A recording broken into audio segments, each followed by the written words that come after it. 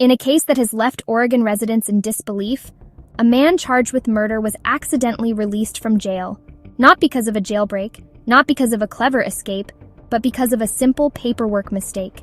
This is the story of Ty Anthony Sage, a 26-year-old man accused of taking the life of a 15-year-old during a 2021 robbery, and how a clerical error in 2025 let him walk free, even as the victim's family continued to grieve. Welcome back to Follow the Silence. In today's story, one small error would change everything. A paperwork mistake that let a murder suspect walk free, while a family was still fighting for justice. Our story begins in December of 2021 in Gresham, Oregon. Police responded to reports of a shooting at an apartment complex. When they arrived, they found 15-year-old Lowgunn Ivey suffering from a fatal gunshot wound. The community was stunned. Lowgunn was described as bright, kind, and full of potential. His death was senseless, and investigators believed it was tied to a robbery gone wrong. For months, detectives pieced together leads. It wasn't until 2025 that prosecutors announced an indictment. Ty Anthony Sage, 26 years old, charged with second-degree murder and first-degree robbery. Sage had a criminal history, but this charge, the death of a teenager, was by far the most serious. The wheels of justice, as they say, turn slowly. But by May of 2025, they were beginning to grind with undeniable force. After weeks of deliberation, a grand jury handed down a formal indictment against Sage. This wasn't just an arrest anymore. This was the state of Oregon officially declaring it had enough evidence to proceed with a full-blown trial. The charges were severe, and the community was watching, holding its breath. His first court appearances were a blur of legal jargon and procedural chess. Hearings, motions, arraignments, each a small but crucial step in a long and arduous journey. Sage, dressed in jail-issued clothing, appeared stoic, almost detached, as his defense team and the prosecution began their protracted battle. The defense filed motions to suppress evidence, questioning the legality of the initial search. The prosecution countered, arguing every piece of their case was solid. Through it all, one request was central. The defense repeatedly asked for Sage to be released pending trial, and each time, the court was unmoved. Citing the gravity of the charges and arguments from the prosecution that Sage was both a flight risk and a potential danger to the community, the judge denied the request. The message was clear. Sage would remain behind bars. For 4 months, that was the status quo.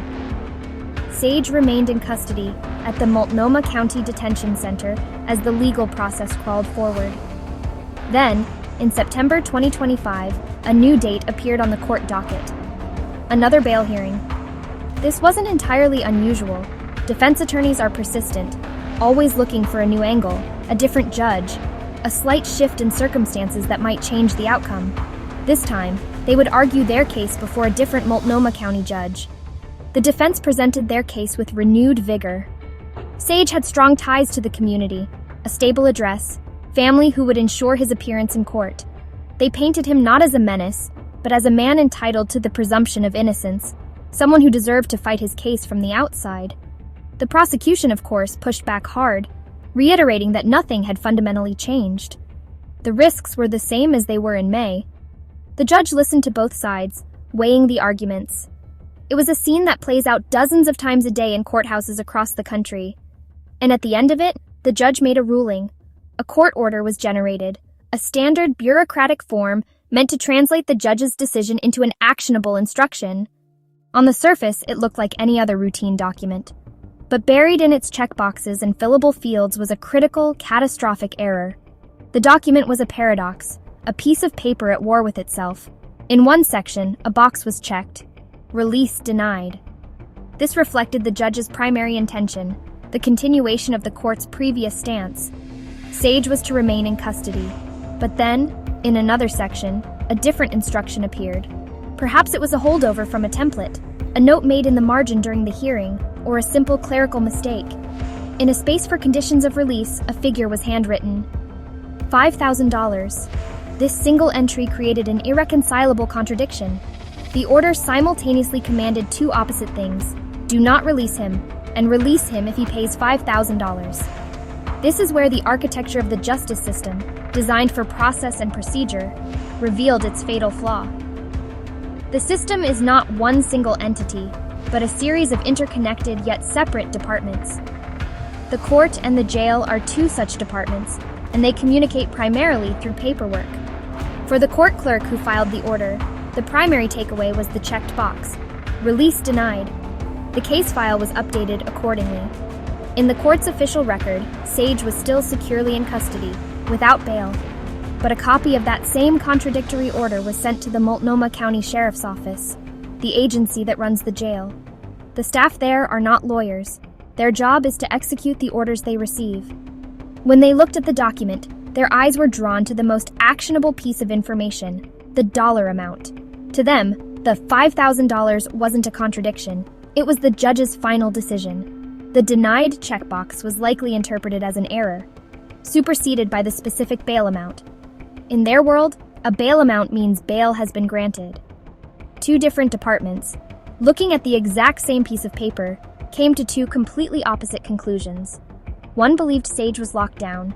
The other believed he was free to go if he could come up with the money. A single, simple mistake, born from a confusing form and a busy courtroom, had created a crack in the very foundation of the process. And just like that, the system failed. A door that was supposed to be locked and bolted had just been quietly, almost invisibly, pushed ajar. On the afternoon of September 22, 2025, the air inside the Multnomah County Detention Center was thick with the usual monotonous hum of institutional life. But for one inmate, that monotony was about to shatter. Ty Sage, the man accused of the brutal murder of Lowgunn Ivey, was told to gather his things. He was being released. He walked through a series of buzzing, heavy steel doors, his footsteps echoing in the sterile corridors. He wasn't spirited away in the dead of night. He walked out the front door in broad daylight. To the handful of people who might have noticed, he was just another face in the daily churn of arrests and releases. He stepped out into the crisp autumn air, a free man. There was no daring escape, no bribed guard, no secret tunnel. Sage's freedom was granted by something far more mundane, and perhaps more terrifying, a piece of paper. A processing officer, likely nearing the end of a long shift, received a document through the jail's electronic system. It was a court order, appearing perfectly legitimate, authorizing the immediate release of inmate Ty Sage. The officer did their job. They processed the order, checked the boxes, and opened the door. The system, designed for efficiency, had become an instrument of failure. It was a system built on the assumption that the documents flowing through it were authentic. But this one was a lie. A former corrections official would later explain, "You're dealing with a massive volume of paperwork, both digital and physical. An officer's job is to verify the order comes from the right source and the details match the inmate's file. They aren't handwriting experts or forensic document examiners. If a forgery is good enough to pass a surface-level check, the system is designed to execute the command, not question it." For 2 full days, the system remained oblivious. 48 hours, a lifetime for a fugitive with a head start. While Sage vanished, the gears of justice continued to grind, unaware of the catastrophic error. The mistake was only discovered during a routine audit, a standard cross-check of records. A clerk in the court's records department, likely fueled by lukewarm coffee, was comparing the jail's release logs against the judge's official rulings, and then they saw it. A glaring red flag. Judge Maxwell's order from Sage's last hearing was unequivocal. No bail. He was to be held in custody until his trial. But the order the jail had received and acted upon was completely different. The realization must have been sickening, a slow, dawning horror that spread from a single desk to a supervisor's office, and then exploded into a full-blown crisis. Frantic calls were made. Digital records were scoured, but the truth was undeniable. They had let a murder suspect walk free. By then, Sage was gone. Gone. Not just from the jail, but likely from the city, possibly the state. With a 48-hour lead, he could be anywhere. He had access to resources, and now, the one thing he needed most: time. The internal investigation began immediately, a frantic search for answers that devolved into a storm of finger-pointing. How could a forged document penetrate their system? Who was responsible? But those questions were for later. The immediate priority was a desperate race against the clock. The Multnomah County Sheriff's Office, facing an unprecedented public safety and public relations nightmare, launched a full-scale manhunt. The alert went out to every officer on the street. Ty Sage was armed, dangerous, and on the run. But this was bigger than a local issue. The U.S. Marshals Fugitive Task Force was brought in, a clear signal of the gravity of the situation. These are the nation's experts in tracking down the most dangerous escapees. Their involvement meant the search was now a federal priority, with nationwide resources at its disposal. A command center buzzed with tension, phones ringing with tips both credible and crackpot. The sheriff, his face a mask of grim resolve, had to stand before a wall of cameras and admit the unthinkable. The story exploded. It wasn't just a local news item. It became a national spectacle, a symbol of systemic failure. Headlines flashed across television screens and websites. Murder suspect mistakenly released from Oregon jail. System failure frees accused killer. Portland manhunt. Where is Ty Sage? The public's trust in the very institutions meant to protect them was shaken to its core. But for the family of Lowgunn Ivey, this wasn't a news story. It wasn't a political debate about the justice system. It was a personal hell, reignited. They likely learned the news not from a compassionate official, but from a blaring television screen or a frantic phone call. The fragile sense of security they had felt since Sage's arrest was shattered. This wasn't just a mistake, it was a profound betrayal. They had put their faith in the system to deliver justice for their son, and that system had, through sheer incompetence, unleashed the accused killer back into the world. The phrase clerical error became a cruel insult, reducing their immeasurable loss to a bureaucratic blunder. Their nightmare was replaying itself, but this time with a terrifying new chapter. They had already lost their child, and now the person accused of taking his life was free again, because of paperwork. The fear was palpable. Was he coming for them? Was he hiding nearby? Every shadow, every unfamiliar car became a source of terror. The moment the error was discovered, a wave of cold dread washed over the Multnomah County Sheriff's Office. A dangerous offender was back on the streets. Immediately, a massive multi-agency manhunt was launched. The U.S. Marshals Service, specialists in tracking down fugitives, took the lead, coordinating with Oregon State Police and local departments. Sage's face was everywhere, on the news, on social media, on posters. For 3 agonizing days, the state of Oregon held its breath. The search stretched from the dense forests of the Cascades to the Willamette Valley. For law enforcement, it was a race against time. For the Lowgunn family, it was 3 days of pure terror. Then, on September 25th, a breakthrough. A tip came in from a citizen who spotted a man matching Sage's description at a gas station in Florence, a small coastal town 150 miles southwest of the jail. The distance was telling. He was running. Undercover units were dispatched to confirm the sighting. There, amidst the ordinary comings and goings of travelers on Highway 101, was Sage. He was attempting to blend in, but his freedom was about to end. The U.S. Marshals Fugitive Task Force doesn't operate with sirens. Their approach is strategy and surprise. As Sage stood near the gas pumps, unmarked SUVs glided into the station, boxing him in. Before he could process what was happening, plainclothes marshals were upon him, moving with calm, practiced efficiency. There was no shouting, no drawn weapons, no chase. One moment, Sage was a free man. The next, he was in handcuffs. He offered no resistance, his expression one of weary resignation. The manhunt ended not with a bang, but with a quiet, decisive click. With Sage back in custody, the focus shifted to the monumental error. The public demanded answers. The sheriff's office released a statement. Our employees acted in good faith based on the information available to them, but this release should not have happened. It was a classic institutional response, admitting the outcome but defending the intent.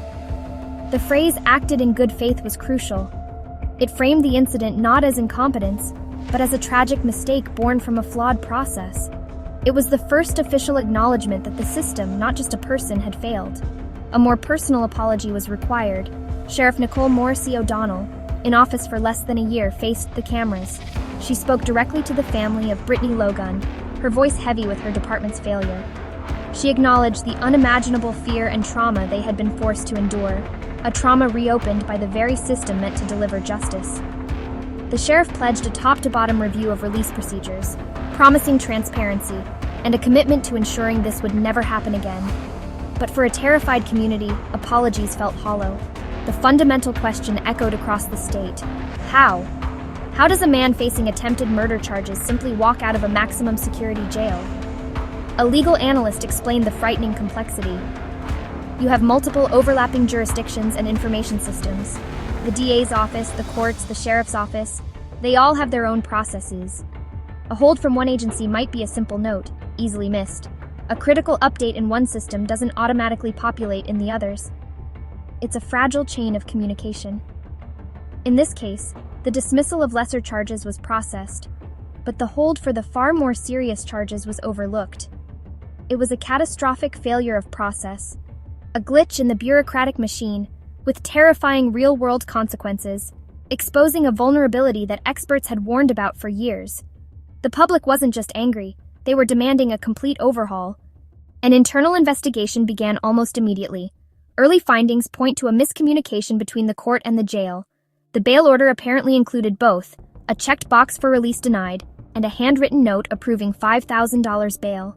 It's unclear who entered the conflicting information or why it wasn't caught sooner. Officials are now reviewing the entire release process, looking for gaps, automation errors, and whether changes to electronic filing could prevent this from happening again. Some county commissioners are even calling for an independent audit of Multnomah County's corrections procedures.